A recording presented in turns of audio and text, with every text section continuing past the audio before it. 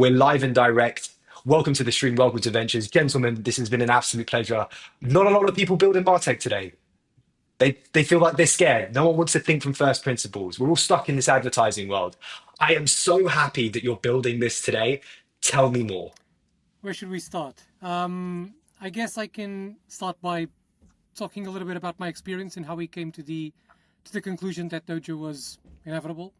My background is in marketing, but in big enterprise marketing. Before I switched to working more with challenger brands, startups, scale-ups, etc. And I noticed that marketing technology just wasn't fit for challenger brands. Not really.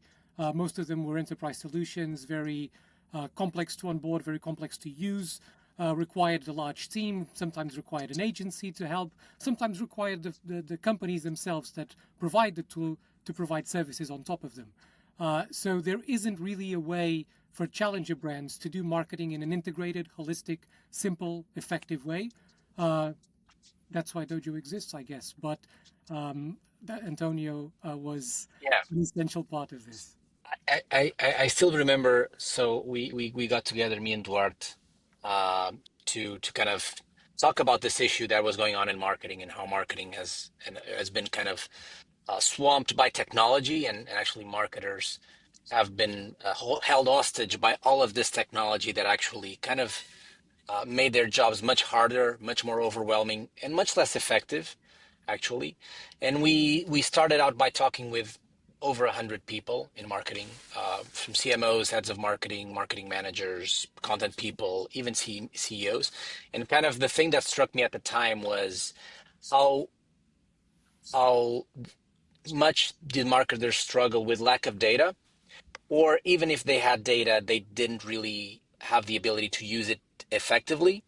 The amount of tools that they had to use, tens of tools in the same team, CMOs having to do desk research by hand, and updating slides to show their CEO. And it was all of this ad hoc, overwhelming, data heavy, but data poor working environment. And I just felt that, coming from a background of building data intensive products and AI products for fraud detection and for automating software engineering, that we could actually rethink the whole function from first principles by taking advantage of this new technology and our ability to connect data from across the different channels and create a very powerful intelligence layer on top.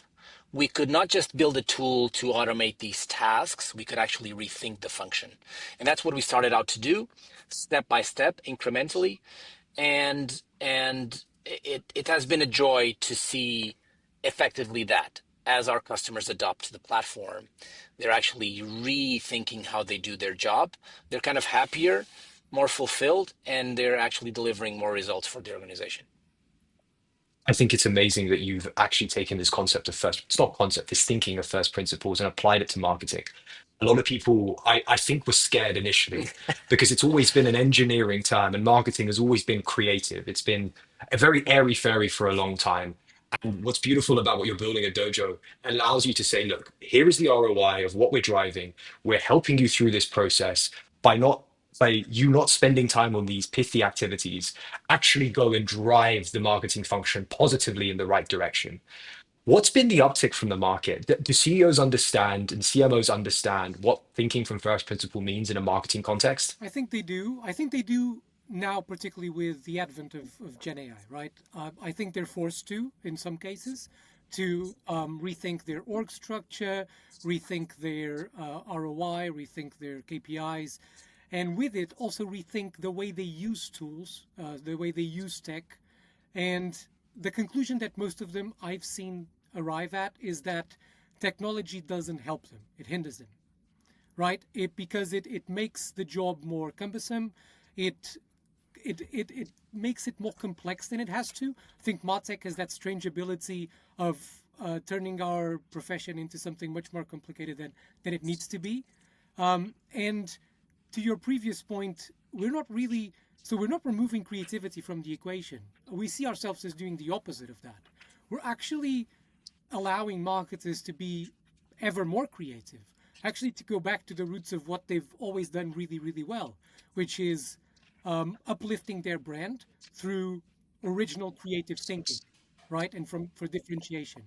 And Dojo gives them the tools and the resources to do everything else at very high standard so that they can dedicate most of their attention to the creative part of the business. And I think progressively, and I think Antonio can speak to this much better than I can, but progressively we're going to see that with AI, we're going to see human heavy skills become much more valuable.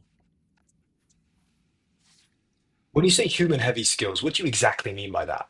Do you think that that is the thinking around like what makes up great creative concepts and the strategy and etc., or is it something else I entirely? think it's those things that technology shouldn't replace. It's not that it can't or won't be able to replace, is that maybe it shouldn't.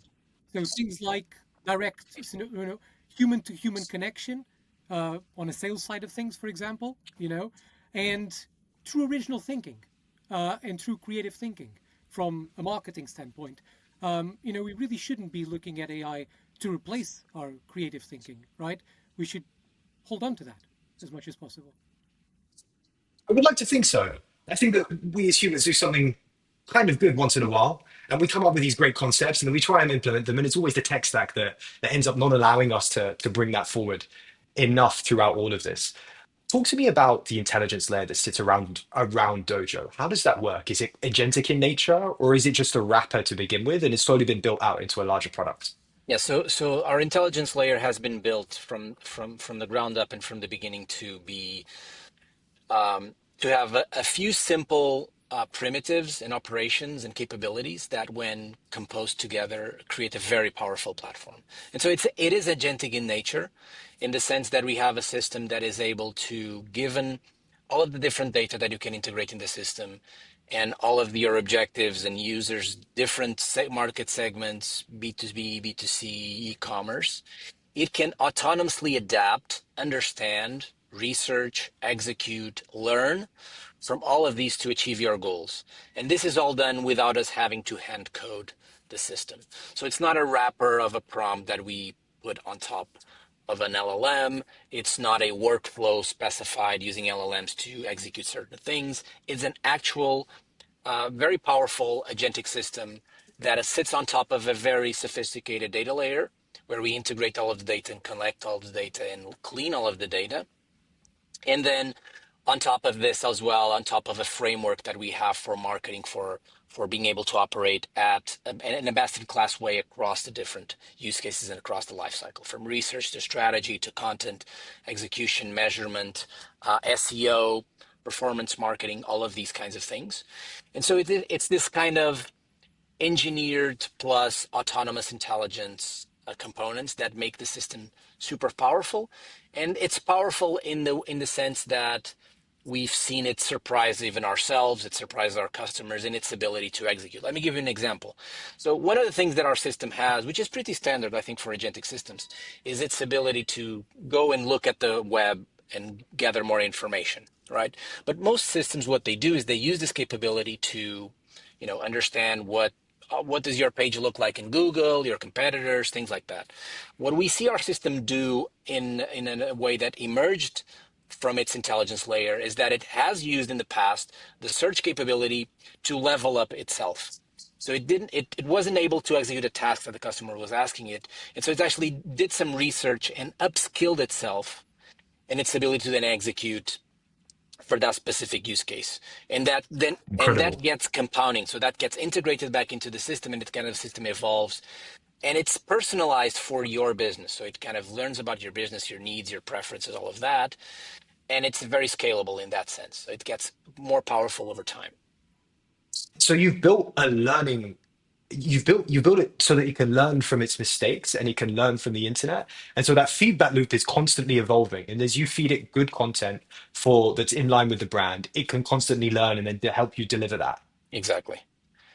And so it's an augmentation of a person rather than just a replacement for a human being. Yeah, I think a very clear case where this is a very powerful augmentation is, we talked about the tech stack. That's a problem. Has it evolved, because the world evolved is more complex. The digital landscape has evolved.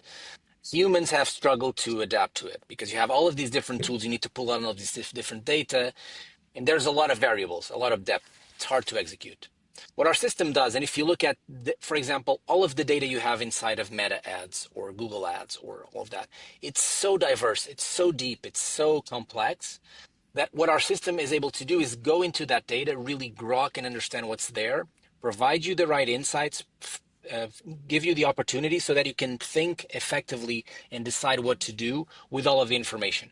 So it's actually giving you more information, it's giving you more data, and it's giving you more agency to actually impact your brand and your outcomes. So I think it That actually is doesn't take insane. agency, it gives you agency because of that. And how does this look inside of a challenger brand? Is it one person using it, or is it the larger marketing team? It depends, I guess, is the short answer to that. So it depends on the size of the company. We're targeting a segment that has marketing teams that can go from the sort of solo T-shaped marketer up to sort of 15, 20 people marketing teams. So they're still a sort of big enterprise, but some of them are a lot more sophisticated than others, and some of them are a lot more specialized than others. So we see this being a very useful tool for the T-shaped marketer for obvious reasons, because it actually upskills the marketer and allows the marketer to operate in channels that it has no experience operating before, right? It can suddenly you become a Google Ads expert overnight. And for the more kind of sophisticated, more varied, more specialized marketing teams, it offers each individual team member, each specialism, this sort of all-knowing co-pilot that acts as a bouncing board, a report maker, a campaign planner, a content creator for everything that you're doing. And it doesn't remove the critical thinking, right? And we say this often because there is this tendency, and we've witnessed that, there is this tendency of users with AI going like, okay, it's giving me this, I'm just going to go and execute it, and that's it. And we keep telling people, just, don't lose your critical thinking. That's not what the tool is here to do, right? It's here to augment you. It's here to empower you to be better. It's here to make you think of different things or think in different ways, giving you more data to make decisions. But ultimately, you're guiding it, and you should be guiding it, right? Do you feel like there's an element where you will have to teach people how to use the product and continue to have a critical thinking feedback inside of it so that they don't rely on AI just to do the job for quote unquote do the job for them? It's very interesting because in one way it's a product that requires almost no training because it's very intuitive, it's conversational. People have adapted to this sort of AI native platforms in a very natural, I think, human way. But in the other sense, it does require, I guess, that that I was talking about, a kind of like holding to your critical thinking and don't letting that go and not taking everything at face value and understanding how to push the AI in different directions because it's a very powerful tool, and it becomes more powerful the better you use it. So it's about you pushing it in different directions, getting it to do more and more things for you, getting it to do different things, more complex tasks, and it performs really well, we've seen, with users that try and push it to its limit. And we even realize ourselves of use cases that we might not know about, right? And the users themselves uncovered, which is amazing. This is absolutely incredible. What's the long-term vision here? Is it we become the next Adobe and we are facilitating all marketing campaigns and all marketing materials? Or are you carving out a new part of the market that no one has yet? We believe that it's probably a mixture of both. In one sense, we're carving a new part of the market. And that's because we believe that MarTech, as exists today, marketing automation systems, MASs, are not uh, fit for purpose. They don't really solve issues, they create them. They don't really empower teams, they hinder them. And they are not, I think, right now, able to adapt to this new AI world. So, in a way, we're creating a new category that we believe will make this pre existing category redundant. Yeah, I think. And when we think about them, oh, sorry, No, I go was on. just going to say, so from a vision standpoint, we really believe we're going to be the only tool you need to grow your brand, especially for challenger brands. So everything that has to do with that, with the marketing function and its connection to sales, even we believe that our platform is going to drive that and is going to help organizations drive that in a scalable, effective way. How does the full stack marketer look in 2030? Is it going to be someone that can use agentic AI well, someone that understands, okay, there's different parts of the funnel. I can do the meta ads, I can do the performance ads, and I can orchestrate agents. Is that the vision that you see for the product? It's, I believe so. I believe they will be definitely generalists more than specialists, and they will need to have a very comprehensive knowledge of the business that they work for, and they will need to be creative and original thinkers, and they will be manning tools that will give them um, capabilities that they didn't have before, and that they won't need to gain because they will have the tech working for them. So it'll free them up to do things that they are naturally good at doing, things like being creative, like being strategic, like understanding the consumer on the other side of the product or the service, and understanding the intricacies and the fine print of the organization that they work for and the brand that they serve. I love it. I think the marketing has become one of it's always been seen as a cost for a long time. And like ever since the Mad Men came out in like the late 80s or maybe 70s, you kind of, during that time period, it sort of lost its heyday. I feel like today brand is more important than ever. And actually owning your distribution and deeply understanding how you can create attention is more important today than ever before. When you think about that, how does that feed into how you build the product? Do you want marketers to spend time inside of it and deeply understand each part of it? Or do you want them to go away and allow them to focus on the strategy and this higher level thinking that AI can't do today? Antonio. I think the product, I think it's evolving, and it's what we believe is an operating system, right? So I think everything that the whole life cycle, all of the use cases, the platform is going to support and augment. And we have different stages in how we see the product evolve. So currently, it's kind of this co-pilot augmentation for you for the different functions that you have in marketing. It's going to evolve to have the ability to execute the operations in the external systems as well. So then you will be completely just focusing on objectives, and then it's going to go into a stage where you're actually going to assign it budget, you're going to assign it objectives, you're going to define a strategy, operate at the high level, and maybe even orchestrate different budgets in different segments. So your job is going to transform. So what I believe is that the platform is going to evolve, but the function is going to evolve as well. So some of the functions that now exist are going to be more automated, more delegated, but new functions are going to appear because of that. That's going to open new opportunities to explore the space. Competition is going to also drive the need for those opportunities to exist. The way people buy, the way people perceive and receive brands and marketing is going to evolve as well. And the platform is going to evolve with that as well. So what I believe is that the platform is going to cover more and more of the low level operations. The concept of low level operation is going to increase, it's going to rise up, but new opportunities, new strategy, new areas, new pieces of the life cycle are going to appear, and the platform is going to keep up with that as well. What do you think about the multimodal approach to how we interact with the world? And as we kind of move away from phones and kind of move towards speech and audio potentially. Voice is something I'm very bullish on. How do you plan for that within advertising, within marketing? How are you thinking about it as someone that's building the OS? So from a product perspective, I think that's going to be part of future user experience. So there's language, there's voice, there's text, but there's also a lot of power in images, and it's specialized user interfaces for whatever you want to do. If you want to convey some information, maybe an image is better. Maybe an interactive chart is better. Maybe an interactive document is easier for you to perceive what you want to do. For some other use cases, just language and voice is good enough. And I think as well, in what you output from the system is going to also be relevant. The more and more you're going to start outputting images, you're going to start outputting videos, you're going to start outputting campaigns, and that is also going to affect the marketing channels, because as you're saying, you're going to have more conversational devices, conversational interfaces. That's going to be a channel for advertising as well, which already exists, right? You have radio, you have podcast, which is a voice audio, you already have marketing there. But I guess those are going to evolve as well, Duarte. I don't know Yeah, if you want to add something there. 100%. I mean, listen, the mediums will change, the core principles won't. I believe in this very deeply.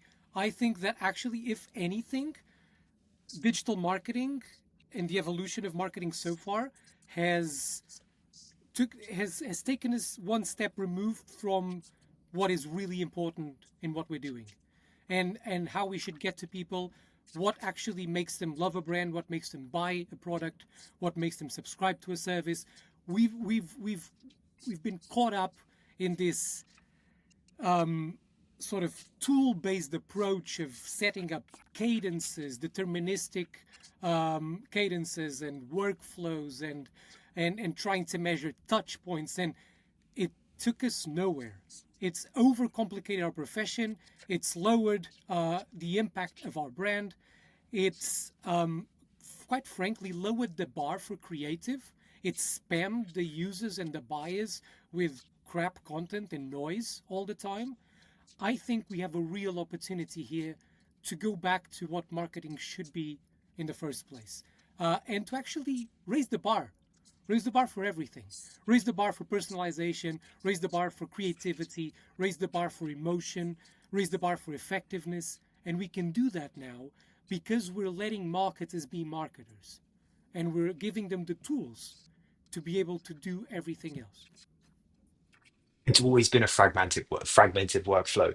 I love the fact that you're building an operating system. For the first time in history, like marketeers are going to be able to actually do the thing they want to do, which is I want to talk to my customer incredibly well. So I appreciate your time, guys. I'm going to let you go back to building the future. I need to sort out some audio issues on my end. We have to do another deep dive Sure. because this does not do it justice. Thank you so much for your Thank you, time. Kevin. Thank you, Viraj. It was a pleasure.